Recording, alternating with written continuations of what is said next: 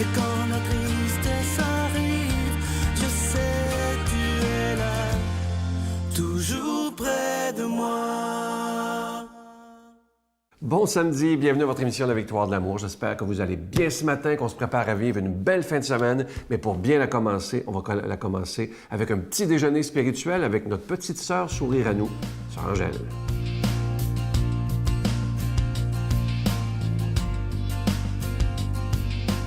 Oh, bonjour, sortez dehors, allez voir vos fleurs. Oh, il doit être tout, moi j'arrose ça tous les soirs, jamais dans le milieu de la journée parce qu'autrement, les vont faner. Alors, c'est justement pour garder la vitalité et la beauté des fleurs, c'est comment il faut savoir vieillir. C'est un art, savoir vieillir. Être occupé. Vous pouvez dire le chapelet, vous pouvez faire du tatting, vous pouvez faire du ruban, vous pouvez tricoter, vous pouvez faire des beaux centres. Il y a tellement de choses pour des bonnes œuvres et ça nous garde cette vitalité. Alors, je vous disais vraiment savoir vieillir. Un homme n'est vieux que quand les regrets ont pris chez lui la place des rêves. Oh!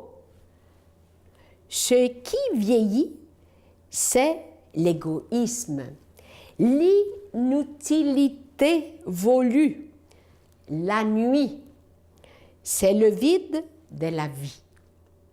Tant que l'on croit à quelque chose, que l'on espère et que l'on aime, tant qu'on garde les yeux accrochés aux étoiles, on ne vieillit pas. Toujours voir qu'il y a quelque chose qui brille devant nous. Ça, c'est très important, de voir qu'il y a de la vie, puis suivre le courant, jamais se renfermer en dedans. Parce que si vous vous enfermez toute seule, bien c'est sûr que vous aurez c'est pas bon. Alors regardez, rencontrez les autres et quand vous allez voir que les autres sont plus mal organisés que vous, à ce moment-là, vous allez dire « Ah, je suis mieux ». Et c'est pour ça, la vieillesse n'est pas un accident, mais un stade final et normal. Alors, quand on vieillit, il faut se dire « Tiens », parce que souvent, les gens ils disent, je regarde même des sœurs à 92, 93, 94 ans, puis ils sont actives encore. Et je me dis, savez-vous, se garder actif, c'est se garder jeune. Moins on marche, moins on va marcher. Moins on lit, moins on a le goût de lire. Moins on prie, moins on se peut rouler le chapelet. Alors, je me dis, si vous voulez vous garder à pleine forme et protéger notre jeunesse et notre temps, parce que je suis dedans, faites ça. Notre Père qui es aux cieux, que ton nom soit sanctifié, que ton règne vienne, que ta volonté soit faite sur la terre comme au ciel. Donne-nous aujourd'hui notre pain de ce jour. Pardonne-nous nos offenses comme nous pardonnons à ceux qui nous ont offensés. Ne nous laisse pas entrer en tentation, mais délivre-nous du mal, car c'est à toi qu'appartient le règne, la puissance et la gloire pour les siècles des siècles. Amen. La Victoire de l'amour vous invite à sa retraite spirituelle dans le centre du Québec les 7, 8 et 9 octobre 2016, sous le thème « Le nom de Dieu et miséricorde ». Venez vivre des moments de ressourcement inoubliables en compagnie de l'abbé Éloi Giard, Pierre-Luc Bordelot, sœur Angèle, Sylvain Charon, Brigitte Bédard, Miguel Padilla, avec la présence exceptionnelle de Franck Nicolas, conférencier reconnu mondialement, qui nous enseignera sur l'importance du pardon. À l'hôtel et suite Le Dauphin à Drummondville. Réservé au 514-523-4433 ou sans frais 1-888-811-92-91. Venez vivre une expérience de libération intérieure inoubliable pour être enfin libre.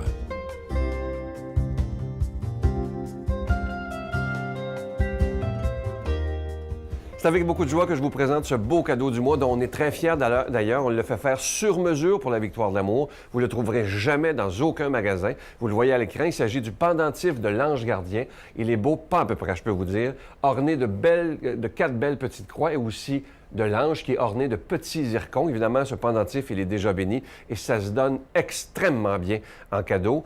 Et je vous rappelle évidemment que c'est avec un don de 25 $. Si vous en voulez deux, avec un don de 40 $. Et il y a une nouveauté. Vous savez, maintenant, notre nouvel horaire pour toute l'année, ça sera maintenant, nous sommes ouverts de 7 h le matin, du lundi au jeudi, et on ferme à 3 h de l'après-midi. Et les dimanches, nous sommes ouverts également de 7 h le matin à 3 h l'après-midi. Je vous donne l'adresse en vous remerciant de tout cœur de votre grande générosité parce que sans vous, cette émission-là ne pourra pas exister. La Victoire de l'amour, casier postal 120, succursale Boucherville à Boucherville, le J4B 5E6, je vous la redonne. La Victoire de l'amour, casier postal 120, succursale Boucherville à Boucherville, le J4B 5E6. Vous pouvez également faire votre don par carte de crédit par téléphone dès 7 h ce matin, du lundi au jeudi, je vous rappelle, dans le 514-523-4433, 523-4433 ou sans frais le 1 888-811-9291, 1-888-811-9291, et aussi sur notre site Internet, une façon très sécure de faire votre don, le www.lavictoiredelamour.org. Alors, je vous rappelle, nos bureaux sont ouverts du lundi au jeudi, c'est le nouvel horaire, de 7 h le matin à 3 h de l'après-midi. Merci de votre grande générosité.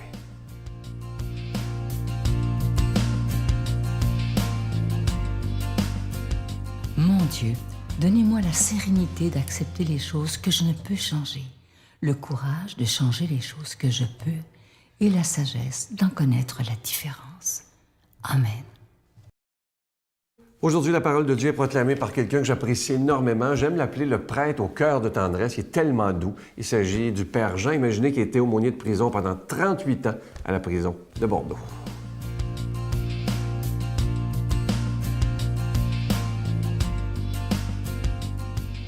Bonjour. Aujourd'hui, c'est la fête de Notre-Dame du Mont-Carmel, donc tous les Carmels du monde sont dans l'IS parce que c'est leur patronne, Notre-Dame du Mont-Carmel. Et la bonne nouvelle nous est transmise aujourd'hui par saint Matthieu.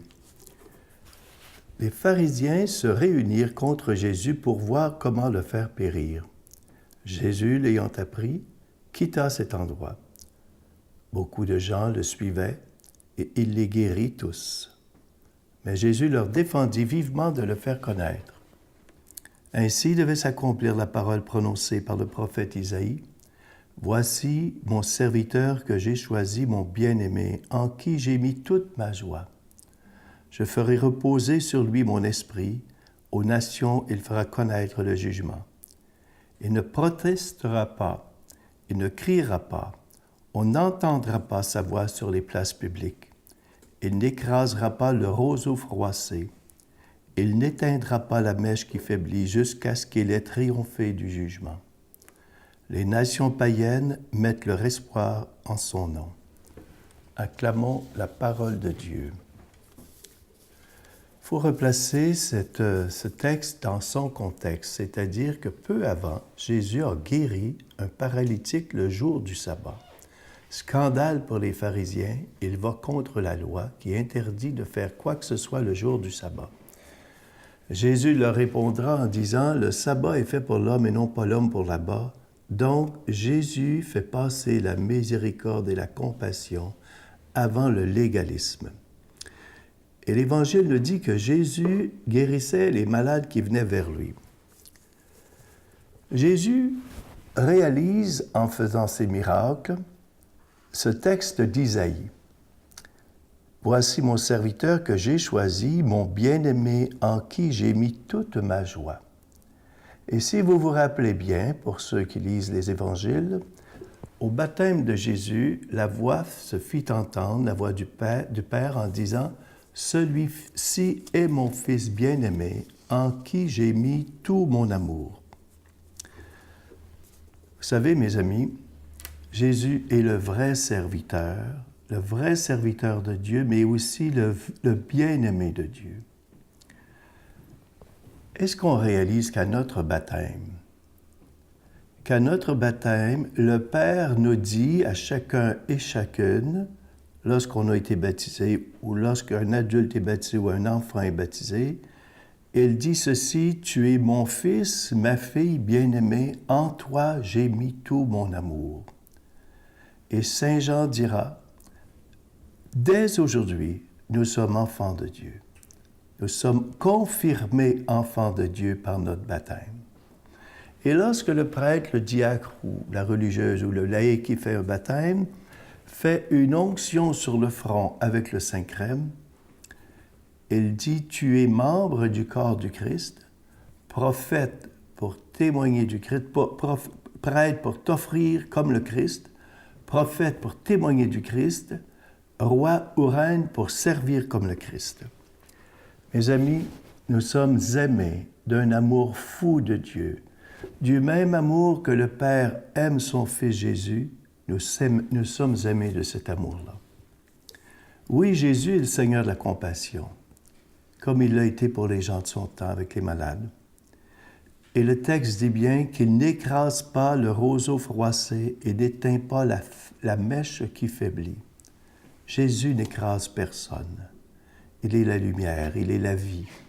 Il veut faire en sorte que nous puissions arriver et grandir. Il nous illumine de sa présence, il nous illumine de sa propre lumière. Il est le Seigneur de la compassion et de la miséricorde. Et cela, pas simplement pour les catholiques, mais pour toutes les nations. Je ne suis pas venu pour condamner le monde, mais je suis venu pour le sauver. Et le monde, c'est la multitude, et la multitude, ça c'est l'univers tout entier. Jésus aussi est le Seigneur de la consolation. Consolation pour toutes les nations aussi, pour ceux et celles qui pleurent. Il dira, « Vous tous qui pleurez, vous qui êtes fatigués, venez à moi. Je vous donnerai le repos.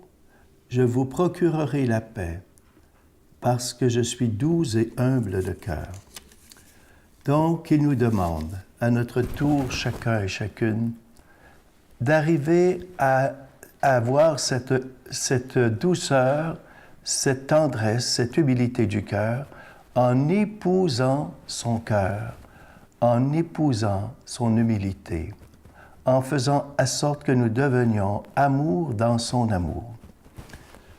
Maintenant, j'ai une question à nous poser. Est-ce que nous vivons vraiment notre baptême? Est-ce que nous vivons vraiment notre baptême? Un baptême où, dans le quotidien de nos vies, on s'offre, on sert et on aime. Voilà la grande question qu'on peut se poser, parce qu'on doit l'assumer, notre baptême. Ce n'est pas tout de le vivre au moment de notre baptême, mais c'est quelque chose qu'on assume au quotidien de nos vies, à chaque moment de nos vies. Et aujourd'hui, je veux vous dire, avec le Carmel tout entier, je vous bénis au nom du Père, du Fils et du Saint-Esprit. Amen. Je vous salue Marie, pleine de grâce. Le Seigneur est avec vous. Vous êtes bénie entre toutes les femmes, et Jésus, le fruit de vos entrailles, est béni.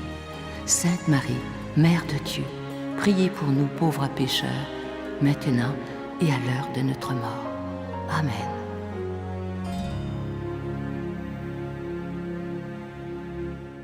Manquez pas demain l'émission, je vous dis que c'est assez spécial. Il s'agit d'un cas d'une conversion, mais totale, qui est inimaginable. Il dit lui-même qu'il n'en revient pas que Jésus ait pu aimer un pourri comme lui. Imaginez, il y a très longtemps, ça ne s'est pas passé hier, c'était un proxénète, un homme qui ramassait les filles pour la prostitution. Et un jour, c'est comme si Dieu l'avait frappé en plein front, en plein cœur, et il a décidé de changer de vie totalement. Il a demandé pardon à tous ceux à qui il avait fait le mal. Et vous allez voir, c'est un homme qui est bouleversant demain. Ce soir-là, quand j'ai arrivé chez nous, c'était pareil comme si je flottais sur mon matelas, mais pas une affaire bizarre. C'était une paix intérieure incroyable. Puis là, j'étais comme, ça se peut-tu que Jésus y ait aimé un pourri comme moi? C'était tellement spécial de penser que le Seigneur aurait descendu pour me changer.